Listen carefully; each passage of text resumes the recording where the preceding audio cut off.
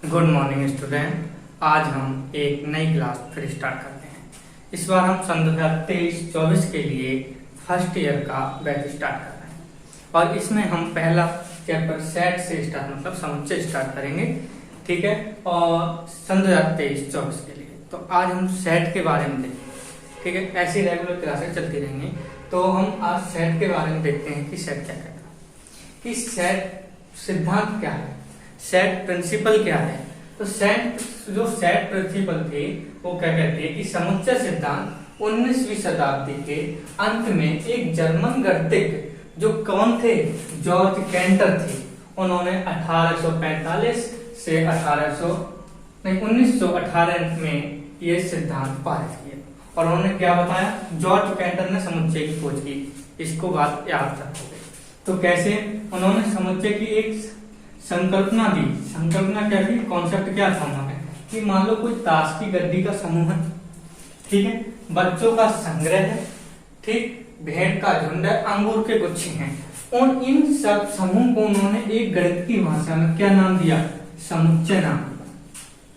ठीक है, किसी भी वस्तु का संग्रह है, कैसा भी ताश की गड्डी, भेड़ का झुंड, इंसान, किसी भी एक संग्रह हो तो हम उसको क्या कहेंगे, समुच्चय सेट कहेंगे। ठीक, उसके बाद इसकी डेफिनेशन कैसी बनती है, डेफिनेशन देखो, ऐसी वस्तुएं या पदों के संग्रह को समुच्चय कहते हैं जिनमें कोई विशेष गुण हो। अब वो विशेष गुण कौन से होने चाहिए इसमें, तो वो गुण कौन कौन से होने चाहिए कि वस्तुओं का सुपरिभाषित समूह या संग्रह को हम क्या कहते हैं, समुच्चय कहते हैं। इस वर्ड को ध्यान दो कि सुपरिभाषित, इसका मीनिंग क्या निकलता है, तो सुपरिभाषित का मीनिंग है कि अवयव का सुनिश्चित होना या स्पष्ट होना। कोई भी अवयव समुच्चय में है तो क्या होना चाहिए, स्पष्ट होना चाहिए, एक सुनिश्चित होना चाहिए। अब इसका भी मीनिंग निकलती है कि सुनिश्चित और स्पष्ट का क्या मतलब होता है, इसकी मीनिंग है कि अवयव समुच्चय उस समूह में है या नहीं है। जो हम समूह ले रहे हैं या किसी चीज का समुच्चय बना रहे हैं उसमें वो अवयव है या नहीं है, तो इसका अर्थ ये निकलता है इसका सुनिश्चित का या सुस्पष्ट का। तो ये हो गया। फिर इसमें हम एक एग्जांपल लेते हैं, तो हम क्या कहते हैं, कक्षा में जो अच्छे छात्र होंगे उनका समुच्चय होगा, नहीं होगा।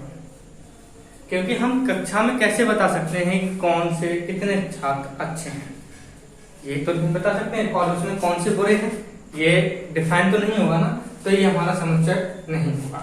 मान लो कक्षा में अच्छे छात्र का समुच्चय नहीं होगा। अब हम देखते हैं एग्जांपल नंबर 2। एग्जांपल नंबर 2 क्या कहता है कि प्रथम 5 धन पूर्णांकों का समुच्चय। प्रथम 5 धन पूर्णांकों का समुच्चय कौन सा हो जाएगा हमारा, 1 2 3 4 5। ये हमारा सुस्पष्ट भी होगा, सुनिश्चित भी होगा, क्योंकि हमने क्या लिए, हमने 1 से 5 तक के अवयव लिए हैं क्रमागत धन पूर्णांक और धन पूर्णांक ही है, तो ये हमारा समुच्चय कैसा होगा, सुस्पष्ट होगा। कहने का मतलब ये है। अब हम नोट नंबर 2 पे देखते हैं।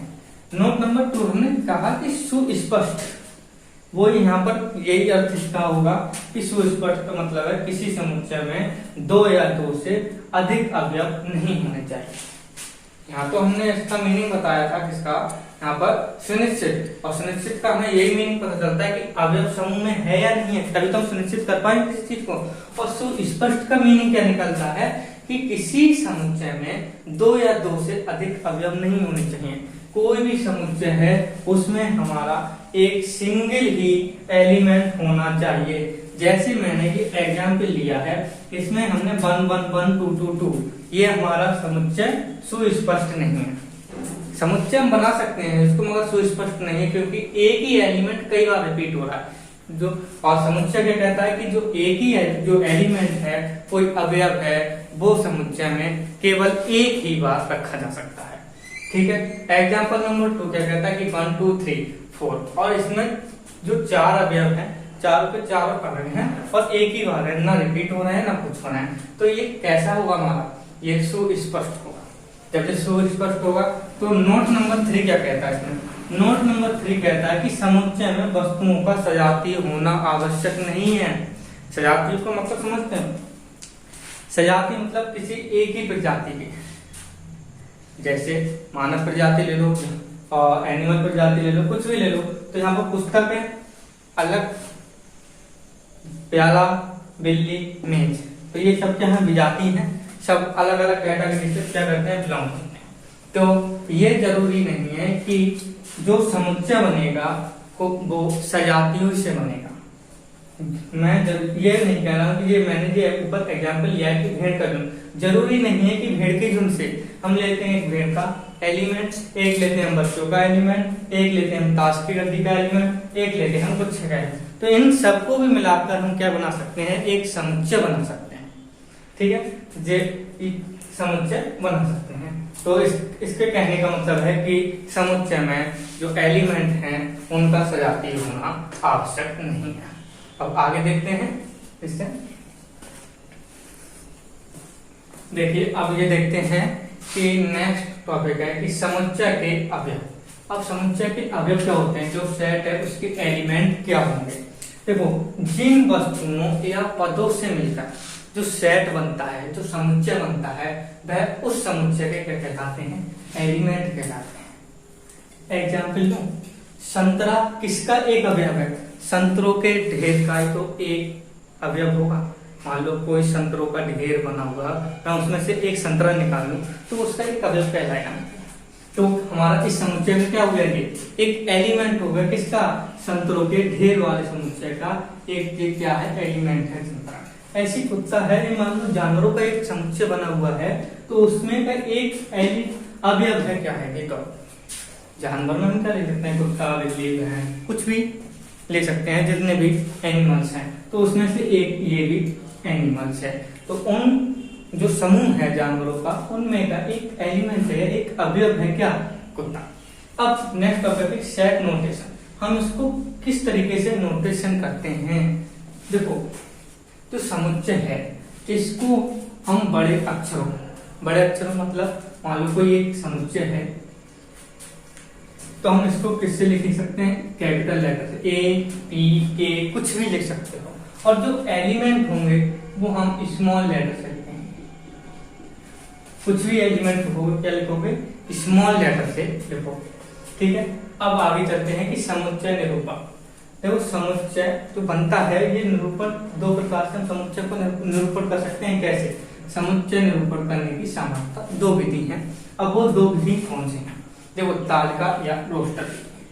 इस विधि में जो एलिमेंट होंगे, जो संग्रह होगा, हम उसको जो मझली ब्रैकेट होती है हम उसमें लिखेंगे। कौन सी ब्रैकेट में, इस बार में, जैसे ये लिखेंगे 2, 4, 6, 8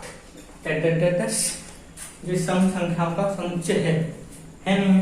ऐसे दूसरी विधि है गुणन विधि या समुच्चय निर्माण की। यह विधि वहां लगती है जहां कोई जो अवयव होते हैं उनमें कोई ना कोई विशेष गुण हो।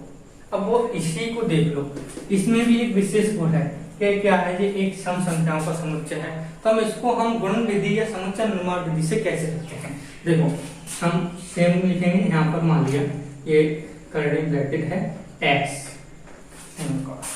तो यहाँ पर क्या लिख दोगे कि x क्या है, एक सम संख्या है। तुम x की जगह तो कुछ भी रख पाएंगे, सम ही रखेंगे। x एक सम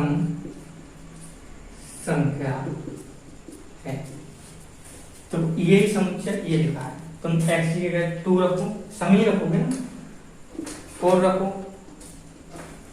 6 रखो, तो यही वाला समुच्चय बन जाएगा, नहीं बन जाएगा। तो हम यहाँ पर एक चीज और लिख दोगे, क्या कि यहाँ पर x को, चलो इतना चाहिए, इसी में लिख सकते हैं, वो आगे जाएगी, आगे समझेंगे। तो आज हमने फर्स्ट लेक्चर कंप्लीट कर लिया। इससे आगे की जो बातें हैं वो हम नेक्स्ट लेक्चर में करेंगे। आज के लिए इतना ही। हमारे चैनल को सपोर्ट करते रहिए, सब्सक्राइब कर लीजिए, क्योंकि इस चैनल पर संपूर्ण फर्स्ट ईयर मतलब 11th क्लास की मैथ मिलने वाली है। थैंक यू आज के लेक्चर के लिए।